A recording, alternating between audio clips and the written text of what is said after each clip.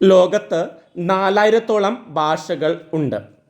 വികസിത ഭാഷ, അവികസിത ഭാഷ, ലിപി സമ്പ്രദായവും സാഹിത്യ സമ്പത്തുമുള്ള ഭാഷകളെയാണ് വികസിത ഭാഷകൾ എന്ന് പറയുന്നത്. ഇന്ത്യയിലെ 100-ലധികം ഭാഷകളിൽ 22 ഭാഷകൾക്കാണ് വികസിത ഭാഷാ പദവി ഉള്ളത്. 73 ഭാഷകളുള്ള ദ്രാവിഡ ഭാഷാഗോത്രത്തിലെ 4 ഭാഷകൾക്ക് മാത്രമാണ് വികസിത ഭാഷാ പദവിയുള്ളത്.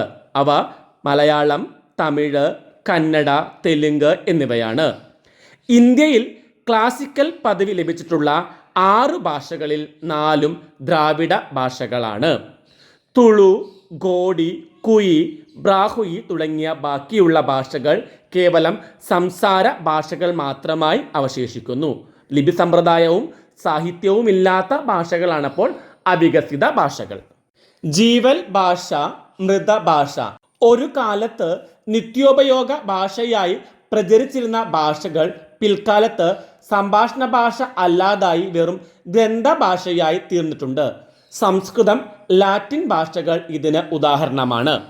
ഇന്ത്യയിലെ പ്രാദേശിക ഭാഷകളുടെ വളർച്ചയാണ് സംസ്കൃത ഭാഷയുടെ സാർവത്രിക പ്രഭാവം നഷ്ടപ്പെടാൻ കാരണമായത്. സംഭാഷണ ഭാഷ അല്ലാതെയായി വെറും ഗ്രന്ഥഭാഷയായി തീർന്നവയെയാണ് മൃതഭാഷ എന്നുകൊണ്ട് അർത്ഥമാക്കുന്നത്. ഭാഷ മരിച്ചു എന്നല്ല, സാർവത്രിക പ്രഭാവം നഷ്ടപ്പെട്ടു എന്നതാണ് മൃതഭാഷ കൊണ്ട് അർത്ഥമാക്കുന്നത്. ലോകഭാഷകളിൽ ലാറ്റിനും ഇത്തരത്തിൽ മൃതഭാഷയായി തീർന്ന ഒരു ഭാഷയാണ്. സംസ്കൃതത്തെ പോലെ തന്നെ പ്രൗഢിയും പാരമ്പര്യവും ലാറ്റിനും ഉണ്ടായിരുന്നു. ആധുനിക യൂറോപ്യൻ ഭാഷകളുടെ ശക്തിയും സ്രോതസ്സുമായിരുന്നു ഒരു കാലത്ത് ലാറ്റിൻ.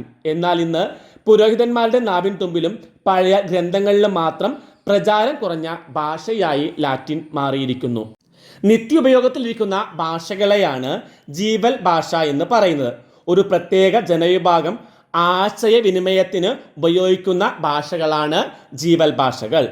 സംസാര ഭാഷ എന്ന നിലയിൽ സജീവമാണ് ജീവൽ ഭാഷ. ഉദാഹരണം ഇംഗ്ലീഷ്, മലയാളം, തമിഴ്, കന്നഡ എന്നിവയെല്ലാം ജീവൽ ഭാഷകളാണ്.